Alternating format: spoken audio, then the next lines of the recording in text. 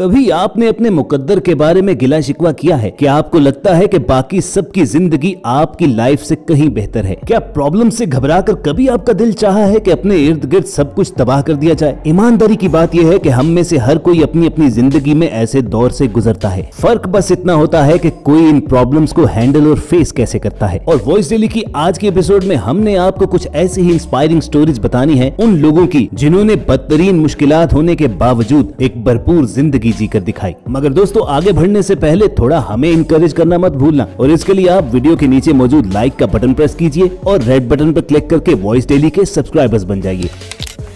Bubble boy.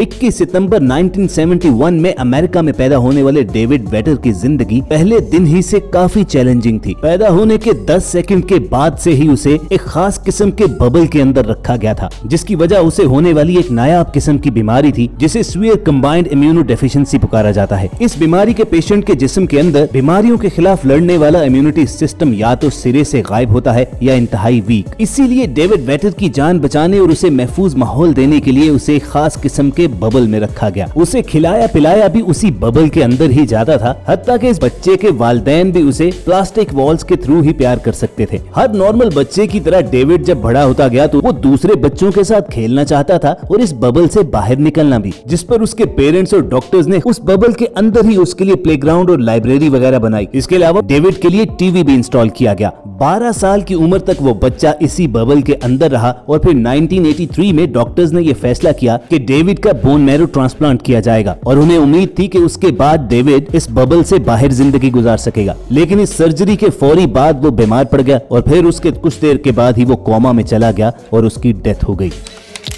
Iron lung. आपने यकीनन polio बीमारी के बारे में जरूर सुन रखा होगा। आजकल तो वैसे बहुत कम लोग इसका शिकार बनते हैं, लेकिन शुरू में इस बीमारी के नताइज इतने खतरनाक होते थे कि इंसान का पूरा जिस्म या तो मफलूज हो जाता था या फिर उसके फेफड़े काम करना बंद कर देते थे। खुशकिस्मती से साइंसदानों ने इस बीमारी के खिलाफ वैक्सीन दरियाफ्त तो कर ली और बच्चों को पोलियो के चंद कतरे पिलाकर इससे महफूज भी किया जाता है। लेकिन फिर भी दुनिया में कुछ लोग ऐसे जरूर थे जो उस वैक्सीन के बनने से पहले इस बीमारी का शिकार हुए। वो जिंदा तो बच जाते थे लेकिन खुद से सांस लेने के काबिल नहीं रहते थे, और इस मकसद के लिए उन्हें मुस्तकिल आयरन लंग्स का इस्तेमाल करना पड़ता था। ये एक कैप्सूल नुमा लोहे का बहुत बड़ा कंटेनर होता था जिसके अंदर पेशेंट के निचले धड़ को रखकर उसकी गर्दन पर एक स्पेशल कॉलर लगाकर सील कर दिया जाता था। फिर इस कैप्सूल के अंदर हवा का प्रेशर मुस्तकिल बदलता रहता, जो इंसानी जिस्म के लंग्स को इस काबिल बनाते कि वो ऑक्सीजन जज्ब कर सके। और दोस्तों, जानते हो कि पेशेंट्स को जिंदा रहने के लिए पूरी जिंदगी ये आयरन लंग्स इस्तेमाल करना पड़ते थे, और ऐसा ही कुछ किया अमेरिका के पॉल अलेक्जेंडर ने। वो सिर्फ 6 बरस के थे जब उन्हें पोलियो हुआ और उसके बाद उनकी बॉडी मुकम्मल तौर पर पैरालाइज्ड हो गई। जिंदा रहने और सांस लेने के लिए अपनी जिंदगी के अगले 70 बरस पॉल ने इसी आयरन लंग ही में गुजारे, लेकिन उन्होंने अपनी बीमारी को आगे बढ़ने में रुकावट नहीं बनने दिया। वो यूनिवर्सिटी भी गए, लॉयर बने, हत्ता के कोर्ट्स के अंदर मुकदमात में पेश भी होते रहे। 1946 में पैदा होने वाले पॉल अलेक्जेंडर आज भी एक भरपूर जिंदगी गुजार रहे हैं और दूसरों के लिए एक बहुत बड़ी इंस्पिरेशन है। Heart in a backpack. दोस्तों, आपके जिस्म के अंदर अल्लाह ने जो मुख्तलिफ चीजें बना रखी हैं वो एक बहुत बड़ी नेमत है। अगर उनमें से कोई चीज काम करना छोड़ दे तो भले आपके पास कितना ही पैसा क्यों ना हो, ऐसा नहीं कि आप मार्केट जाकर वो चीज खरीद लाएंगे। वो ठीक बॉडी ऑर्गन हासिल करने का एक ही तरीका है कि आपको कोई डोनर मिल जाए, और इस काम के लिए लोगों को कई साल इंतजार करना पड़ता है, और बहुत कम लोग ऐसे होते हैं जिनके पास इतना वक्त बाकी बचता है। तभी 2010 में मिशिगन के डॉक्टर्स ने हार्ट ट्रांसप्लांट का वेट करने वाले पेशेंट्स के लिए एक खास किस्म का गैजेट इजाद किया। इस डिवाइस की ट्यूब्स अपनी बॉडी के साथ अटैच करके पेशेंट इसे छोटे से बैग में डालकर कहीं भी जा सकता है, और ये डिवाइस बिल्कुल इंसानी दिल की तरह खून को बॉडी में पंप करता रहता है। कुछ साल पहले इस टेक्नोलॉजी को हार्ट ट्रांसप्लांट का वेट करने वाले एक पेशेंट स्टैन लार्किन पर आजमाया गया, और अगले 17 महीने तक स्टैन अपना दिल फेल हो जाने के बावजूद इस मैकेनिकल हार्ट के साथ भरपूर जिंदगी गुजारते रहे। यानी हकीकी मानों में वो अपना दिल अपने बैकपैक में लेकर घूमते थे। लेकिन बिला आखिर जब उनके हार्ट ट्रांसप्लांट की बारी आ गई तो उनको इस डिवाइस से निजात मिल गई। Second skeleton. जब रमेश दास जी पैदा हुआ तो वो बिल्कुल आम बच्चों जैसा था, लेकिन जब वो 15 दिन का हुआ तो उसके साथ कुछ अजीब होना शुरू हो गया। उसकी माँ ने नोटिस किया कि बच्चे की स्किन उतर रही है और वहाँ पर मोटे और पत्थर की तरह सख्त स्केल बनते जा रहे हैं। ये बीमारी इस कदर नायाब थी कि वहाँ के डॉक्टर्स ने उसके बारे में कभी सुना ही नहीं था। कई जगह चेकअप के बाद बिलाखिर रमेश के पेरेंट्स को मालूम हुआ कि वो एक रेयर बीमारी एक्सियोसिस का शिकार है, जिसमें इंसान की स्किन आम लोगों से 7 गुना जल्दी रीन्यू होती है। और जब रमेश की बॉडी पर पुरानी और नई स्किन की लेयर जमना शुरू होती हैं, तभी यूं लगता है कि उसका जिस्म पत्थर का बनता जा रहा है। बदकिस्मती से इस बीमारी के मरीज को थोड़ी देर के लिए आराम और अफाका तो दिया जा सकता है, लेकिन इसका मुकम्मल तौर पर कोई इलाज नहीं। रमेश बेचारे की बीमारी इस कदर शदीद थी कि 5 साल की उम्र तक वो खुद से चल ही नहीं पाता था। इसके अलावा इर्द गिर्द के बच्चे उससे खौफजदा रहते, तभी उसने बाहर जाना और किसी से बात करना तक छोड़ दिया। लेकिन फिर खुशकिस्मती से रमेश की जिंदगी में तब्दीली आई। एक लोकल जर्नलिस्ट ने उसकी वीडियो बनाकर पब्लिश की तो दुनिया को इस बच्चे की हालत के बारे में पता चला, जिस पर दुनिया भर से उसके इलाज के लिए डोनेशंस इकट्ठे किए गए और लाखों रुपया खर्च करके उसकी सर्जरीज के बाद अब रमेश की हालत काफी बेहतर है। Antenna in head.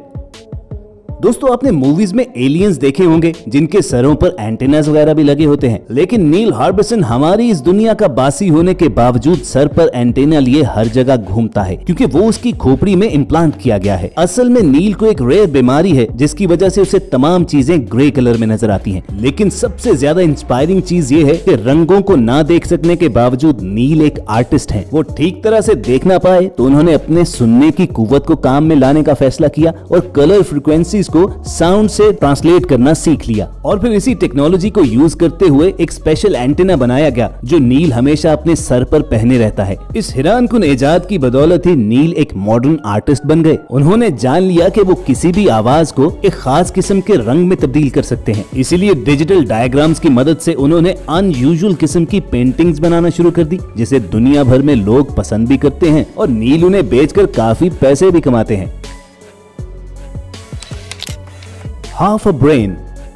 दोस्तों, इंसानी दिमाग एक बहुत बड़ी पहेली है। आज इंसान ने जो भी तरक्की की है वो इसी दिमाग की बदौलत ही तो है। लेकिन अगर कोई ये सोचता है कि दिमाग का साइज बड़ा होने से कोई इतना ही ज़हीन होता है तो ये बिल्कुल गलत है। और इस बात की जीती जाती एग्जाम्पल है जोडी मिलर, जो अपने बचपन ही से आधे दिमाग के साथ जिंदगी गुजार रही है। जोडी पैदा तो बिल्कुल आम बच्चों ही की तरह हुई थी और उसका दिमाग भी बिल्कुल नॉर्मल था, लेकिन फिर 3 साल की उम्र में उसे एक अजीबोगरीब किस्म की बीमारी हुई कि वो अचानक लेफ्ट साइड की तरफ गिरना शुरू हो जाती। डॉक्टर्स ये डिस्कवर करके हैरान रह गए कि जोडी एक रेयर बीमारी का शिकार है जिसमें ब्रेन इन्फ्लेमेशन यानी दिमाग सोजिश का शिकार होता है और उसका सिर्फ एक ही हल है कि मुतासरा हिस्से को रिमूव कर दिया जाए। आसान लफ्जों में समझाया जाए तो जोडी के बचपन ही में उसका दिमाग आधा कर दिया गया। अब ये भी खुदा की कुदरत है कि इंसान के बचपन में उसका दिमाग हालात के मुताबिक खुद ब खुद एडजस्ट करना सीख जाता है। इसीलिए जोडी के बाकी आधे रह जाने वाले दिमाग ने निकाले जाने वाले दिमाग के काम भी करना शुरू कर दिए। तो सर्जरी के बाद जोडी बिल्कुल एक नॉर्मल लाइफ गुजारती रही है, जिसमें वो आम बच्चों की तरह स्कूल गई, पढ़ाई की, दोस्त बनाए और फिर जॉब करने के साथ साथ शादी भी की।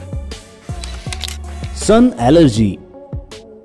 दोस्तों, तेज धूप किसे पसंद होती है, लेकिन आम लोगों को ज्यादा से ज्यादा तेज धूप यही नुकसान पहुंचाती है कि उन्हें सनबर्न हो जाता है। मगर इस दुनिया में थॉमस और विंसेंट दो ऐसे जुड़वा भाई भी हैं जो सिर्फ रात के वक्त घर से बाहर निकल सकते हैं। दिन में अगर सूरज की रोशनी के अंदर उन्हें बाहर निकलना पड़ जाए तो उसके लिए उन्हें खास किस्म के सूट पहनना पड़ते हैं। अब भले ये सूट दिखने में कितने ही अजीबोगरीब क्यों न लगते हों, लेकिन अगर ये दोनों भाई ये सूट ना पहने तो उनकी मौत भी हो सकती है। असल में ये दोनों भाई बचपन ही से एक रेयर बीमारी ज़ीरोडर्मा पिगमेंटोसम में मुब्तला हैं। इस बीमारी में सूरज की अल्ट्रावायलेट शुआएं जिस्म पर पड़ने से बॉडी में कैंसर सेल तेजी से बनना शुरू हो जाते हैं। यही वजह है कि ये दोनों भाई अपने पूरे जिस्म को सनलाइट से हमेशा बचा कर रखते हैं।